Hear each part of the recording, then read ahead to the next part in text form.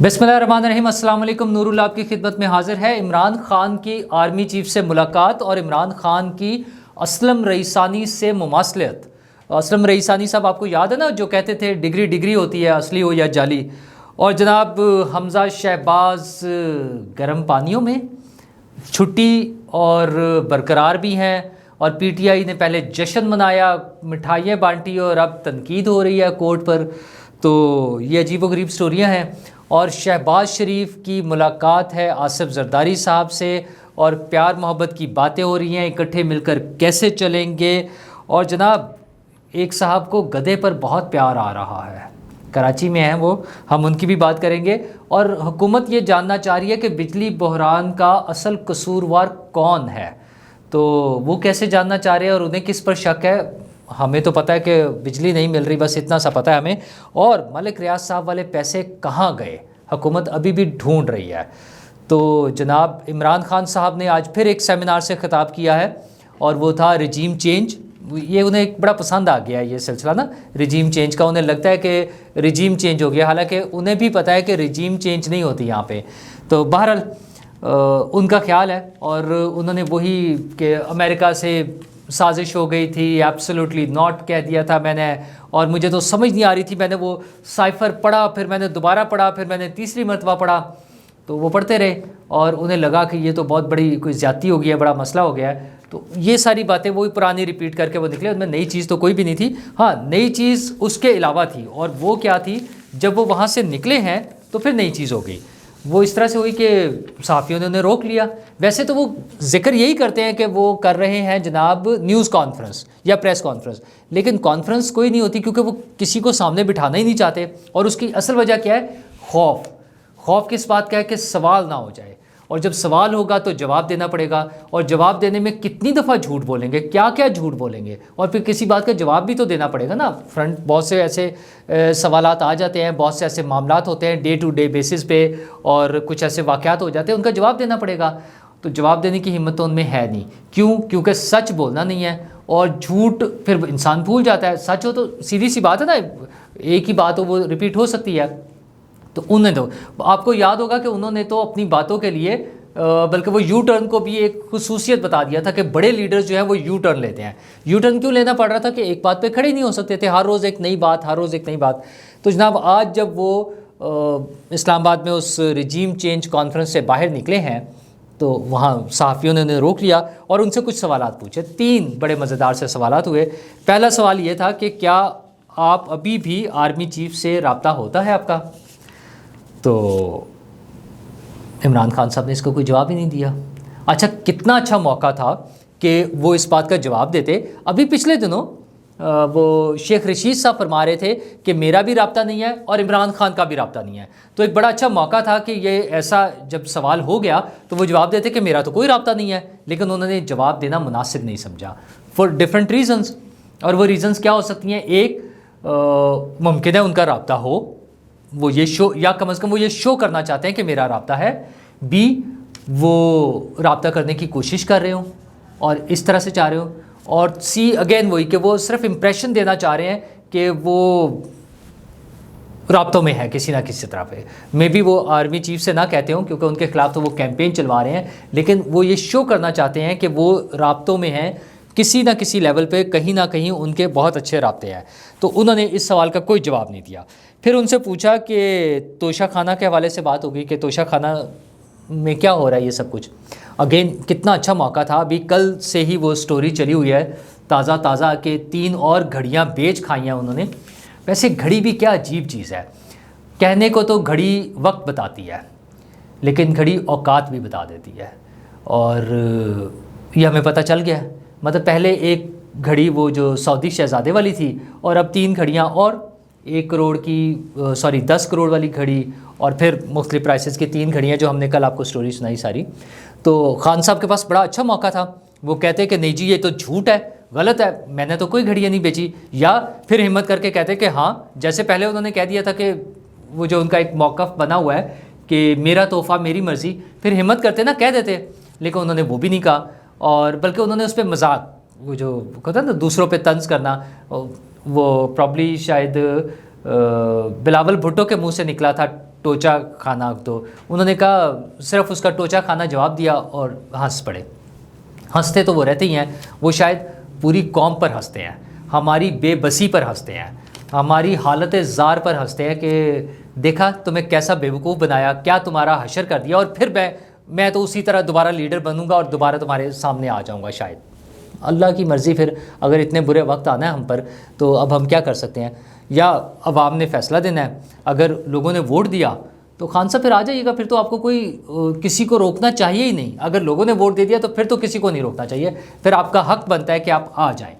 تو انہوں نے توشہ خانہ کا کوئی جواب نہیں دیا، مذاق میں انہوں نے ٹال دیا۔ پھر انہوں سے ایک اور صحافی نے بھی پوچھا، وہ یہ تھا کہ آپ صحافیوں کے جواب کیوں نہیں دیتے، صحافیوں کے سوالوں کے؟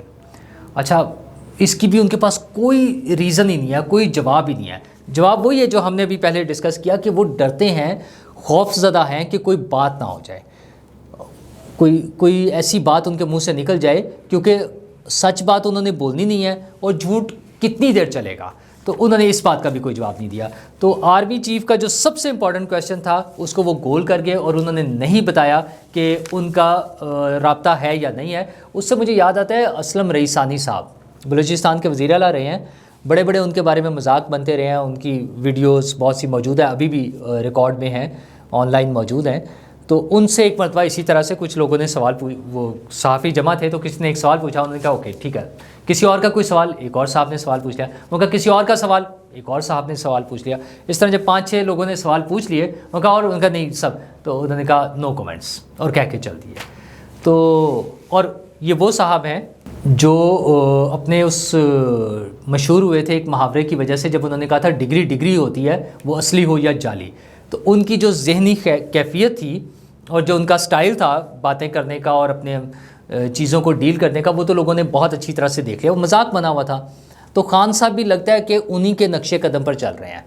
تو ٹھیک ہے، اگر وہ اسلم رئیسانی بننا چاہتے ہیں تو بسم اللہ سر، بنے، ویسے تو آپ بنے بنائے ہیں، جو کچھ آپ نے بننا تھا بن چکے ہیں، ماشاءاللہ 70 سال کے آپ ہو گئے ہیں اور آپ تو عالم اسلام کے بھی سب سے بڑے لیڈر بن گئے ہوئے ہیں۔ لیکن خان صاحب کے ساتھ آج یہ صحافیوں کے سوالوں کے تو جواب نہیں دیے، لیکن ایاز امیر کی خیر نہیں ہے، کیونکہ ایاز امیر بھی اس کانفرنس میں موجود تھے۔ اچھا، کانفرنس کا بھی بڑا مزیدار کام ہے۔ ایک مرتبہ ان سے سوال ہوا پشاور میں، ابھی جب پچھلے دنوں وہ چھپے ہوئے تھے وہاں پر اپنی محفوظ پناہ گاہ میں بیٹھے ہوئے تھے، تو وہاں پہ ایک دن انہوں نے پریس کانفرنس بھی کی تھی جس میں ایک صحافی نے ان سے سوال پوچھ لیا، اس پہ وہ بڑے ناراض ہوئے تھے، شدید ناراض ہوئے تھے۔ تو آج اس کے بعد انہوں نے صرف اپنے پسندیدہ صحافیوں کو بلایا، چاہے لاہور سے جاتے تھے، جس مرضی شہر سے آنے، اسلام آباد سے، لاہور سے سارے جمع ہونے، لیکن وہ جو ان کے وہ جو ہے نا ان کے فینس، وہ صحافی جو ان کے فین ہیں ان کو وہ بلاتے تھے اور ان سے گپ شپ لگاتے ہیں، وہ آف دی ریکارڈ اور آن دی ریکارڈ جو بھی ہے، لیکن پریس کانفرنس انہوں نے نہیں کی تھی۔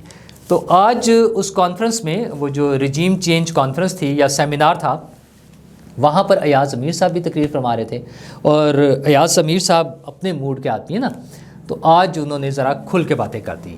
خان صاحب ان سب کے سامنے، تو چونکہ انہیں پتہ تھا کیمراز لگے ہوئے ہیں، سب ٹی وی پہ لائیو جا رہا ہے، لوگ دیکھ رہے ہیں، تو وہاں تو وہ ہنستے رہے ہیں، لیکن جناب ایاز امیر صاحب انہوں نے اب آپ کو رلانا ہے۔ وہ خود تو ہنس رہے تھے لیکن آپ کو وہ رلائیں گے، وہ چھوڑنا تو ان کا کوئی چکر ہی نہیں ہے نا۔ ایاز امیر صاحب نے کیا بات کی، انہوں نے کہا جی کہ خان صاحب اب آپ کو عقل آئی، آپ کو بھی جب تک جھٹکا نہیں لگتا نا تو آپ سیدھے نہیں ہوتے ہیں، اور آپ نے تو پاکستان جو ہے وہ ٹھیکیداروں کے حوالے کیا ہوا تھا۔ اب ٹھیکیدار آپ کو یاد رہے کہ ٹھیکیدار میں کون ہے، سب سے بڑے ٹھیکیدار کون ہے؟ ملک ریاض صاحب، ان سے بڑے کوئی، یہ وہی ملک ریاض صاحب ہیں، وہ ہیرے بشرا بی بی کے ذریعے، وہ بشرا بی بی صاحبہ کے پاس جا رہے تھے، اور فرح گوگی صاحبہ کے نام پہ زمینیں اور بہت کچھ ملک ریاض صاحب ابھی، بلکہ چلے اس کے ساتھ ہی کر دیں ہم تو پہلے میں ان کی اور باتیں بتا دوں۔ انہوں نے بلکہ عمران خان صاحب سے کہا کہ یہ سٹیج پہ جو علامہ اقبال اور قائد اعظم کی تصویریں ہیں نا، ان کی جگہ پر بھی کوئی ٹھیکیداروں کی تصویریں لگا دیں۔ مطلب انہیں اتنا غصہ تھا، انہوں نے تو اپنا غصہ نکال دیا۔ پھر انہوں نے ایک اور بڑی عجیب سی بات کی، انہوں نے کہا آپ کے ذہن میں جو خباثت سوار تھی نا روڈا کی، ریور راوی پروجیکٹ کی، اب اگر آپ کو آئندہ موقع ملے تو اس پروجیکٹ پہ کام نہ کیجیے گا۔ اچھا، ویسے ایاز امیر صاحب کو مجھے نہیں پتا کہ کیا اس سے غصہ ہے اس پر اور کیوں وہ ناراض ہیں۔ یہ روڈا جو پروجیکٹ ہے یہ عمران خان صاحب کا نہیں تھا، اصل میں یہ اس سے پہلے شہباز شریف صاحب کے دور میں سارا پلان ہو چکا تھا، اس کی فیزیبلٹی بن گئی تھی، اس کا کافی سارا کام ہو چکا تھا۔ ہم نے ایک پریزنٹیشن اٹینڈ کی تھی، میں نے ان کے COO تھے شاید قریشی صاحب، انہوں نے ایک پریزنٹیشن دی تھی جس میں انہوں نے بڑا ڈیٹیل سے بتایا تھا، اینڈ آئی واز سرپرائزڈ کہ عمران خان کے دور حکومت میں بھی وہ بتا رہے تھے کہ یہ تو شہباز شریف صاحب نے اس طرح سے پلان کیا تھا اور یہ ساری چیزیں ہوئی تھی تو یہ ہو چکا تھا۔ اچھا، ایک بڑا اکانومی کے حوالے سے بڑا اکنامک وہ جو ہے نا اکانومی کو بوسٹ دینے والا پروجیکٹ ہے اپیرنٹلی۔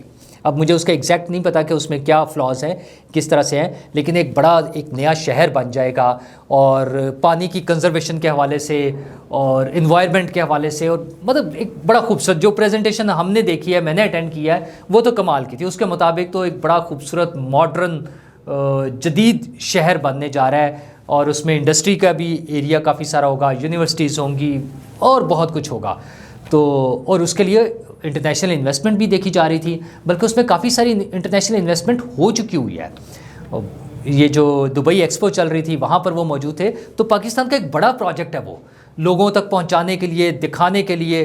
تو I don't know Ayaz Amir صاحب کو اس پر کیا غصہ ہے اور انہوں نے کیوں نکالا، اور عمران خان صاحب اس کو کس اینگل سے دیکھ رہے ہیں۔ مجھے تو لگتا ہے کہ بڑا پازیٹیو ہے، اور ابھی بھی اس پر کام ہو رہا ہے، اینڈ آئی ایم شیور کہ شہباز شریف اس کو آگے لے کر چلیں گے، اور وہ ہمارے لیے ایک بڑا پروجیکٹ ہم سب کے سامنے موجود ہوگا۔ تو وہ تو چل رہا تھا، ہاں میں ملک ریاض صاحب کی بات کر رہا تھا۔ تو ملک ریاض صاحب کا وہ جو آئے تھے نا 50 ارب روپے، کبھی 41 بلین کوٹ ہوتے ہیں، مختلف ہیں، ابھی تک یہ نہیں پتہ چل رہا کہ وہ کہاں ہیں۔ تو آج میں نے آپ کو کل بتایا تھا کہ کابینہ کی ایک میٹنگ ہے، مختلف وزراء اس میں موجود ہوں گے، سیکریٹریز ہوں گے، ادھر سے اسٹیٹ بینک سے بھی نمائندے کو بلایا ہوا ہے، وہ ابھی تک نہیں پتہ چل رہا کہ وہ پیسے کہاں ہیں۔ بہرحال کابینہ کی اس کمیٹی کے اجلاس میں آج یہ فیصلہ ہوا ہے کہ ان کو پروب کرنا ہے کہ وہ پیسے کہاں ہیں، اور اس کے ساتھ ساتھ وہ جو 450 کنال زمین القادر ٹرسٹ کے نام پہ ٹرانسفر ہوئی تھی، اور وہ القادر ٹرسٹ کے صرف 2 ٹرسٹیز ہیں، عمران خان صاحب اور بشرا بی بی صاحبہ، ان کے نام پہ وہ 450 کنال زمین ٹرانسفر ہوئی ہے، اور پھر اسی طرح کوئی 240 کنال زمین جو ہے وہ فرا بی بی کے نام پہ ٹرانسفر ہوئی ہے۔ تو بڑا سمپل سا طریقہ ہے، ہمارے وزراء کو چاہیے کہ وہ ملک ریاض صاحب کو بلائے اور بٹھا لے، وہ تو ریکارڈ پر موجود ہے نا، کاغذوں میں ہے، سارے کھاتے ہیں، اور ملک صاحب خود بھی مانے ہوئے ہیں کہ میں نے زمینیں دی تھی، تو بلا کر بٹھائیں کہ کیوں دی تھیں جناب۔ اور یہ 50 ارب کے علاوہ جو سپریم کورٹ سے ان کو فائن ہوا تھا وہ 400 یا 600 ارب روپے تھا، میرا خیال ہے 450 ارب یا 600 ارب روپے۔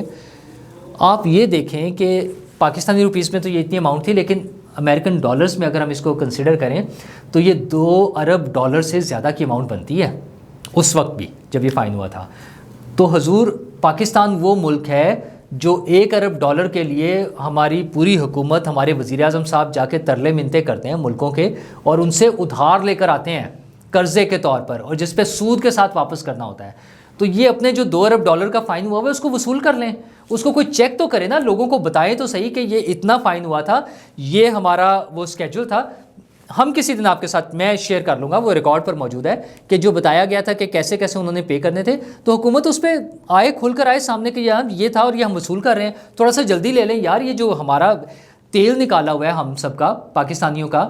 آج پھر آپ کو پتہ ہے نا، آج 30 تاریخ ہے اور صبح 1 جولائی شروع ہو جائے گی، تو آج لوگوں کو خطرہ ہے کہ شاید تیل کی قیمت بڑھ جائے گی۔ پیٹرول پمپس پہ اندھا دھند لائنیں لگی ہوئی ہیں، رش لگا ہوا ہے۔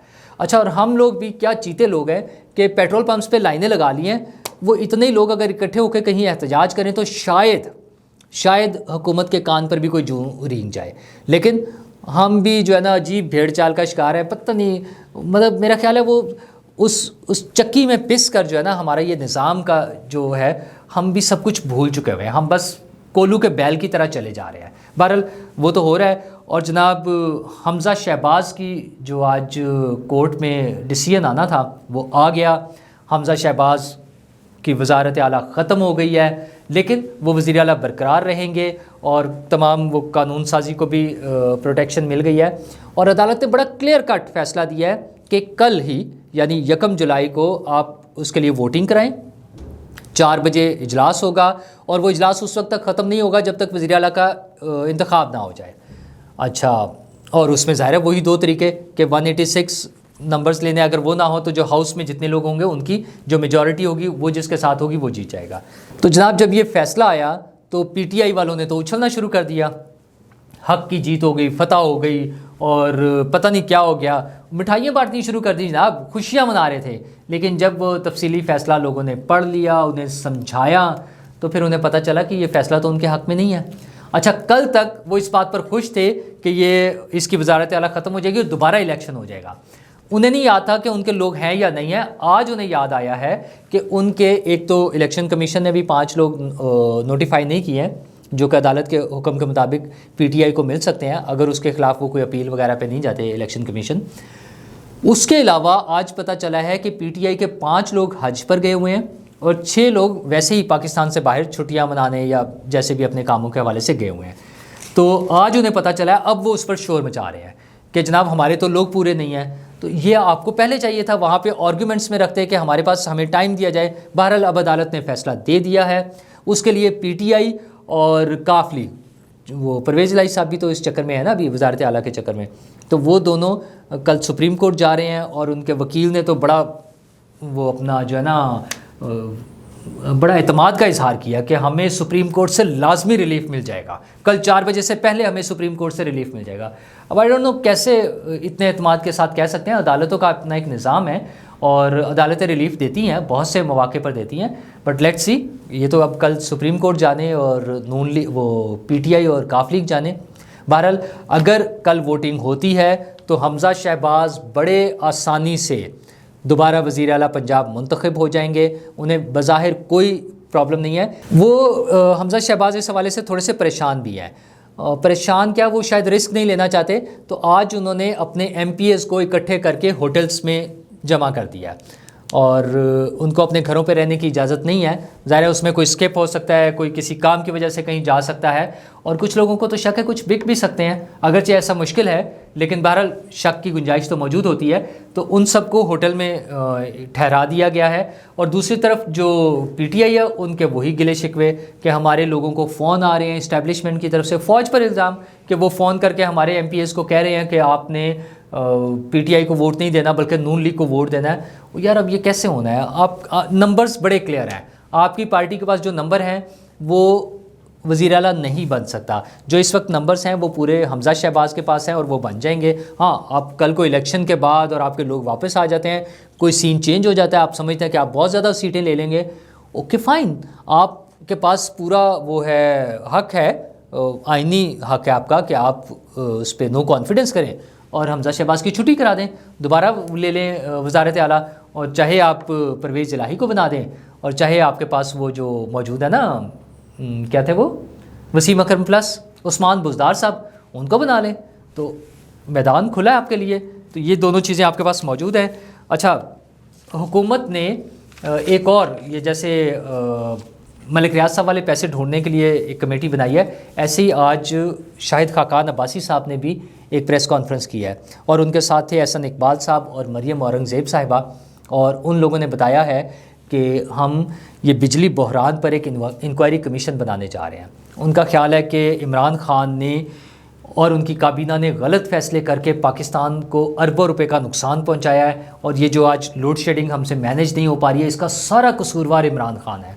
اچھا، ویسے ان کی غلطیوں پہ بالکل ہو سکتی ہیں، لیکن یار اب کوئی 2.5 مہینے سے زیادہ گزر گئے ہیں، آپ 10 اپریل سے لے کر اور آج 1 جولائی شروع ہو گئی ہے تقریباً، تو آپ ابھی تک اس کو عمران خان کے کھاتے میں ہی ڈال رہے ہیں۔ تو اب آپ اس کو کچھ چینج کریں، اور اگر ہے آپ کے پاس کوئی سالڈ پروفز ہیں تو آپ اس پہ کارروائی کر دیں یار، اب اس بات کو نپٹائیں، ختم کریں اور آگے چلیں۔ اور ذرا لائٹر موڈ پہ آخر میں آپ سے ایک چھوٹا سا شیئر کر دوں کہ کراچی میں ایک صاحب کورٹ میں پہنچ گئے ہیں، پہلے انہوں نے درخواست دی تھی سائبر کرائم ونگ میں ایف آئی اے کے، اور ان کی درخواست کیا ہے کہ ایک انہوں نے ویڈیو دیکھی ہے جس میں ایک گدھے کو کرپٹ کہا گیا ہے، تو انہیں بڑی پریشانی ہے اس بات پہ۔ ہو سکتا ہے ان کو گدھوں سے بہت محبت ہو، ہم نے ایسے واقعات بہت سے دیکھے ہیں، کچھ ملکوں میں تو آپ کو پتہ ہے ان کا انتخابی نشان گدھا ہے، تو ہمارے ہاں بھی لوگوں کو گدھے سے بہت پیار ہے۔ آپ نے ڈونکی کنگ مووی بھی دیکھی ہوگی، بڑی مشہور ہوئی، بہت لوگوں نے پسند کیا اس کو، خیر کچھ لوگوں نے تو اس کو ہمارے سیاسی حالات سے، یہ 2018 کے الیکشن سے بس کچھ دن پہلے ہی آئی تھی، تو اس کے ساتھ بھی ریلیٹ کرنے کی کوشش کی۔ بہرحال وہ تو فلم تھی، تو یہ صاحب جو جنہیں گدھے کی جو تضحیک ہوئی ہے یا گدھے ان کے خیال میں اس کے لیے غلط لفظ استعمال کیے گئے ہیں، تو وہ اس پہ جو پریشان ہے اس کی یہ نہیں سمجھ آ رہی کہ وہ پارٹی کیسے بنتے ہیں. مطلب I'm sure خود تو وہ گدھا نہیں ہے. اچھا ممکن ہے انہوں نے کوئی گدھا پالا ہوا ہو اور اس کے ساتھ ان کی بہت اچھی کمیونیکیشن ہوتی ہو، گپ شپ لگتی ہو، اور انہیں لگے کہ یار یہ تو گدھا بہت اور ان کا گدھا ہو سکتا ہے بہت عقل مند ہو، تو اس کو اور وہ بہت، اب دوسرا لفظ کی کیا ضرورت ہے، وہ کرپٹ نہ ہو، تو انہیں وہ کرپٹ کہنے پہ جو ہے نا انہیں بہت برا لگا ہے. تو دیکھتے ہیں اب عدالت کیا حکم دیتی ہے. ممکن ہے عدالت ایف آئی اے کو حکم دے کہ کارروائی کریں اور ایف آئی اے اس ویڈیو والے کو پکڑ لے. اور لیکن ریلیف کس کو ملے گا؟ کیا گدھے کو ریلیف ملے گا؟ دیکھیں، انتظار کرتے ہیں. شکریہ.